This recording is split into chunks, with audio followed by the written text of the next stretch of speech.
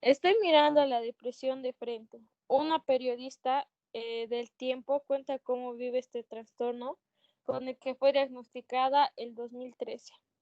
La depresión me convenció una vez más que el sufrimiento es un estado de vida permanente. Maru Lombardo, 28 de septiembre de 2018, 9:16 AM. Todo me parece extraño contarlo. La noche que estaba absolutamente convencida de que me iba a morir, no podía llamar a nadie porque estaba en un concierto de piano.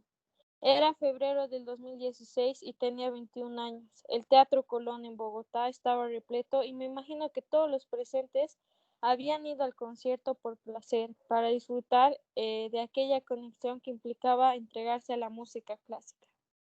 Yo no quería sentirme así, pero no sé qué pasó. Aquel teatro era un espacio del que ya había ido muchas veces. Llevaba meses así. Sentía la presión de emociones que querían quebrarme el cráneo y salir de mí, hacerme estallar. Llevaba meses levantándome todos los días para sentir todo eso en el día. Lo mejor que hubiera sido era quedarme dormida, perpetuamente dormida.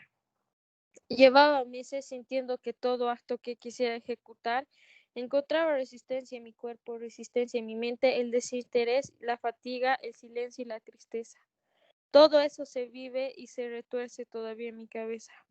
Me pregunto, ¿qué pasaría si el pianista se supiera la música? Fue testigo del quiebre emocional sin precedentes en mí. Traté de escuchar mi respiración, traté de observar lo que yo estaba pensando y encontré ese pensamiento una y otra vez. Yo de acá no salgo. Me calo los huesos, mi piel, la cabeza dejaron de tener contacto con el resto del ambiente. Hoy de acá no salgo. La depresión actúa de una manera en mí que me vuelve una persona que se obsesiona con el pensamiento extremadamente autodestructivo. Hoy no salgo de acá. No intenté hacerme daño físico. Aquella vez fue un proceso mental, digamos, que hoy de acá no salgo.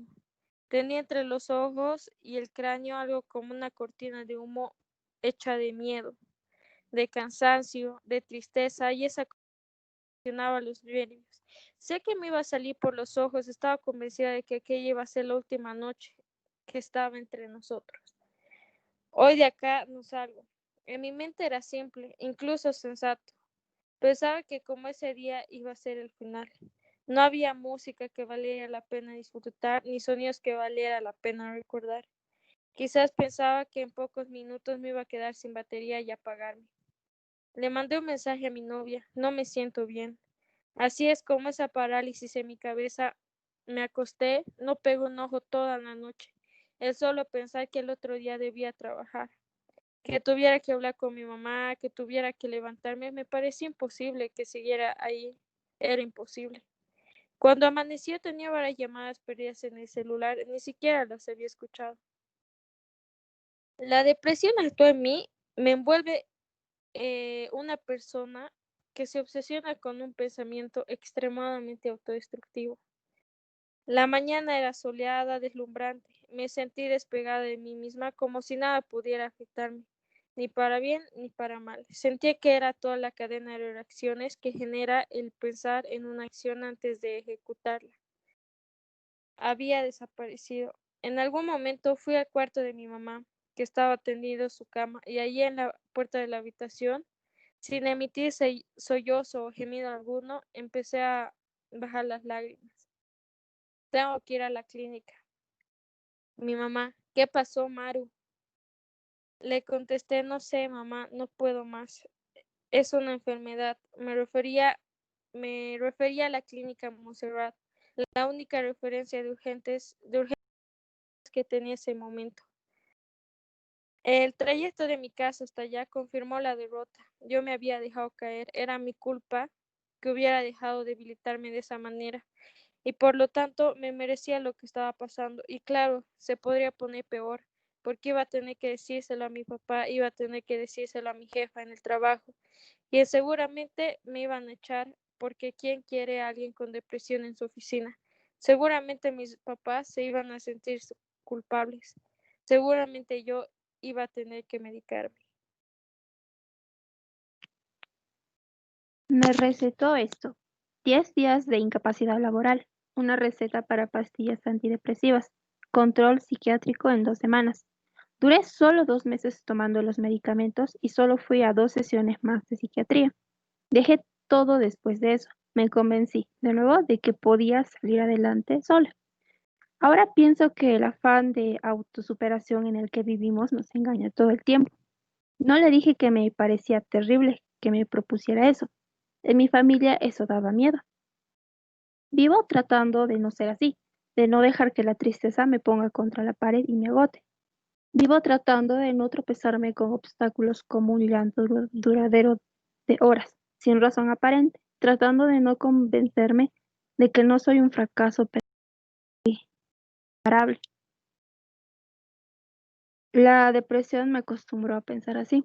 Aunque me cueste decirlo, no es mi culpa que me sienta así. La depresión no es solamente una enfermedad que como opera la mente y las emociones, también es física, también es contextual, también es en personas, es personal y también le puede ocurrir a cualquiera, aunque no entendamos exactamente por qué. Es una enfermedad evasiva para el que la sufre y para el que la estudia, supongo. Pero está ahí, no es una rareza y se puede manifestar en cualquier persona que tenga cerebro. Yo necesité esa pausa en el 2016, aunque cuando me la recomendaron me sentí culpable por no tener que tomarla, por tener que tomarla. Fue la única incapacidad laboral que recibí por depresión y de hecho las pocas incapacidades laborales que he tenido en la vida. El silencio puede convertirse en autosabotaje. Todavía pienso en eso, en la culpa. Es un sentimiento que surge, creo, porque pasé los años acostumbrándome a tragarme la tristeza absoluta. Una persona que oculta su depresión puede hacerlo de maneras destructivamente creativas. Puedo dedicarle demasiadas horas extra al trabajo para ignorar las anoxias de la depresión que mi mente reprime una y otra vez. Como sos una inútil, no servís para nada, no mereces estar en donde estás. También me puedo dedicar a actividades rutinarias sin parar, como hacer ejercicio, cocinar, leer, y puedo hacerlas bien, sin darle un espacio a mi mente para que entrometa en mis asuntos. Y ese patrón también afecta a mi memoria. No recuerdo muchas cosas de las que hago en ese estado. Entonces, cuando debo entender que tengo que tomar acciones para cuidarme a costa de que el mundo a mi alrededor deje de funcionar, como si eso fuera cierto, me siento así, culpable. La culpa y la tristeza ocupan la mayor parte de mis pensamientos, aunque no sea mi culpa. Desde la adolescencia, creo, empecé a creerme cuál era el problema de lógica al que se enfrentaban quienes nunca han tenido la obligación de informarse sobre la depresión y deciden interpretarla desde el prejuicio. Pensaba cosas como estas: puedo haber sido un veterano de guerra y no sufrir de depresión hoy. Pude haber sido maltratada físicamente por mis padres y aún así no sufrir de depresión hoy. Pude haber pedido feliz y aún así no sufrir de depresión hoy. Me decía, en otras palabras, que mi vida no era lo suficientemente mala como para estar sintiéndome así de mal. Me gradué de la carrera que siempre quise estudiar. Me dedico a la escritura. Me pagan bien por ella. Vivo, en general, sin mayores contratiempos de materiales, sin deudas y vivo con mis padres al alcance de una llamada, con la capacidad de consumir libros, películas, videojuegos. Mm. Con este prejuicio en mente, cada vez que retornaba a terapia psicológica significaba que iba a abandonar, porque empezar esos tratamientos implicaba que tenía que aceptar que estaba así de mal.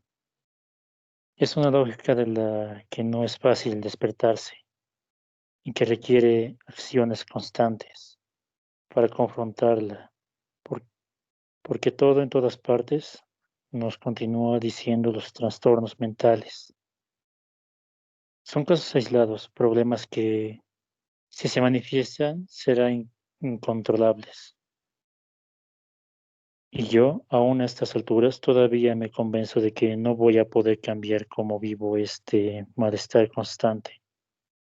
Todo eso se llama autosabotaje.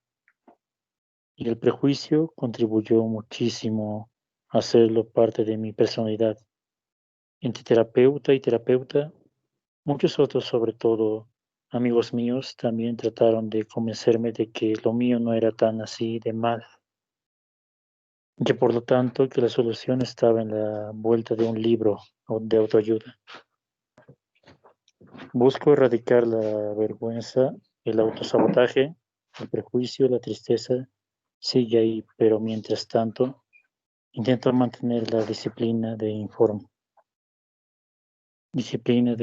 informarme siempre. En esa búsqueda encontré los trabajos de colombianos como Ana Mes, que se encarga de hablar constantemente de cómo vive su depresión, de cómo dibuja literalmente y de qué ha descubierto sobre ella.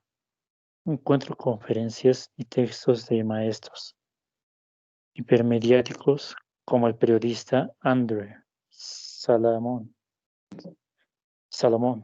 que en Estados Unidos se dedica casi que exclusivamente a escribir sobre psicología. Encuentro muchos y muchos comunicadores que hablan sobre su depresión en los medios de los que trabajan, sabiendo que es necesario hablar de ella. No estoy tomando antidepresivos hoy. Sé que es un tratamiento al que puedo volver, pero este momento en el que siento que necesito solamente hablar, reflexionar y echarle mucha cabeza a esto, que sufro y en el que estoy recibiendo una terapia. En este sentido, con mi actual terapeuta prefiero no optar por esa medicación. Prefiero personarme primero en mi proceso terapéutico. Por eso hoy estoy tratando de mirar a la depresión de frente, porque cuando lo ignoras, ella te recuerda que sí, no la mires a los ojos, te apuñala. Escribo esto también para recordarme que no merezco ignorarla, que merezco cuidarme, que si no lo hago, el silencio puede volver a encontrarme. Eso sería todo.